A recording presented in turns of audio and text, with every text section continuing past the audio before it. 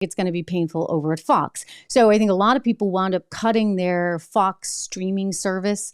I don't know what that is, that Fox Nation thing, where you pay $6 a month or $6 a year. I don't know what it is, but we know CNN was not successful with it. And I think that Fox was probably trying to prop it up. I imagine that a lot of people canceled the day that Tucker left. I know how angry you were when I parted ways. And by the way, I appreciate that. And I appreciate your loyalty, really. And I think that they've just had a succession of people that they've been like, see you, because you're willing to say something that maybe the mainstream media is not so fond of. In my case, I pointed to how political the whole March 2020 thing had become. I mean, insanely political.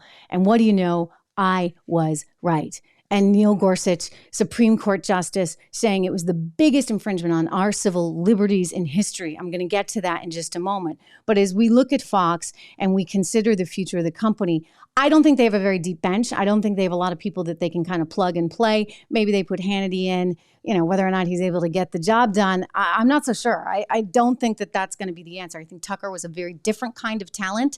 And I think I was a very different kind of talent. I mean, I'm looking at things not just from a political perspective, but from an economic perspective. He was really good at looking at things through that social lens and the future. And so consequently, they're going to have a lot of difficulty in the future.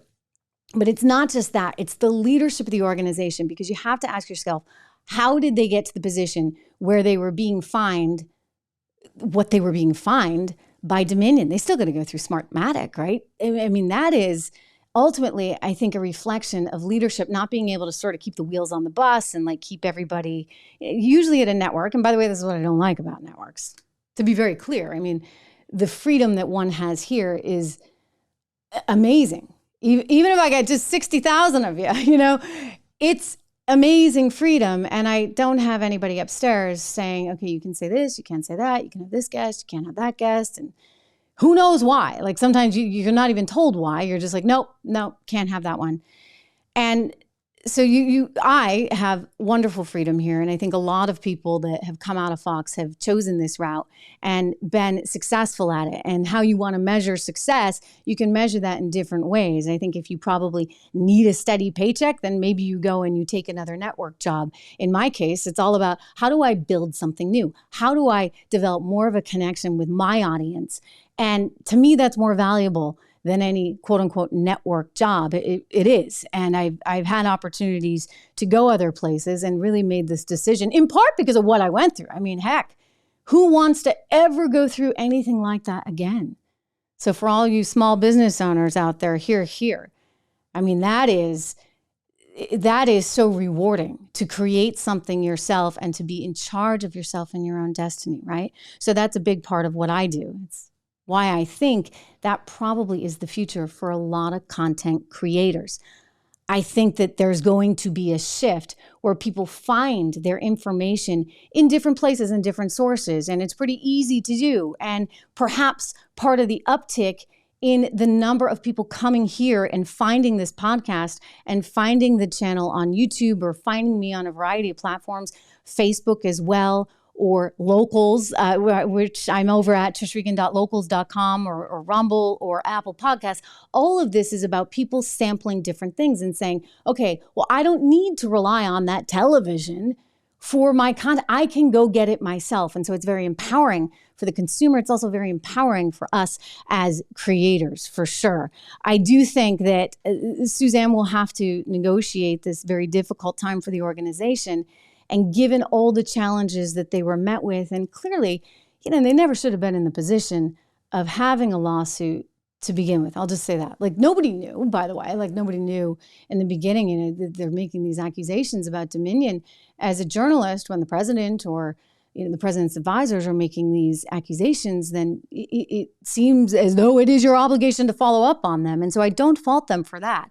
But at some point, when they seem to know otherwise, and that was reflected in the text messages, and yet they kept going down the rabbit hole.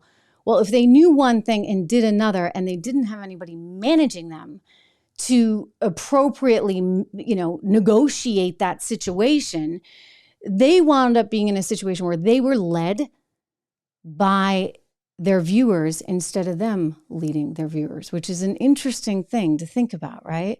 I mean, I'll tell you exactly what I think. You may not agree with it, but I'm always going to tell you exactly what I think. And I'm often in a situation where you guys are like, no, Trish, we totally disagree. Elon Musk was one. I told you, did I not, that deal would go through? And you guys were like, oh, because you didn't like what the company, and I get it, you didn't like what they were doing to Elon. You agreed with him that he had overpaid and that things were not really adding up. But I was like, hey, this is just reality. The Delaware court is not going to reverse this one. This deal is going to go through at the full share price. I mean, maybe he'll get a haircut. I think I said that because, you never know. Like maybe Twitter will just get worn down. And like Tiffany, when Tiffany got bought, they agreed to a smaller price tag because they just didn't want to go through the legal hassle. But in the case of Twitter, I told you it would go through, and sure enough, it did. So in the case of leadership over at Fox or over at Anheuser-Busch, you need to be able to be a strong leader. You need to kind of take the troops through it. And in some cases, this may have been, okay, well, Tucker, if you don't think that there was anything there with the Dominion stuff, then you've got to find a way, and she should have worked with him and his team, found a way to tell that story in a way that really wouldn't annoy everyone, like, the marketing executive or Bud Light did. I mean, that is what leadership is about. But they didn't have any leadership there. And so they were put in that situation. And interestingly, she hasn't paid any of the consequence thus far. We will see what happens in the future, though. And a lot of it may come down to whether or not the Murdochs actually think she can lead them through this. And maybe they threw her a bone with Tucker getting ousted. But what happens now? I wish her well. I think she's a lovely, lovely, lovely person. And she's been there forever. And, everybody has different strengths, and leading talent like that. I mean, I wouldn't wish it on my worst enemy. Do you know how like these big personalities, these quote unquote talent can be? It can be hard to manage that. It can be. And so you need a really, really strong leader in the seat to be able to corral everybody, to get them on the same page, because, everybody has a different view. But when you work in a network, you kind of have to like toe this line. And if nobody's making you toe the line or cares whether you toe the line, and if all they care about is ratings, then people aren't going to really toe the line, and then they get led by some of their viewers. And I suspect that that's in part what happened.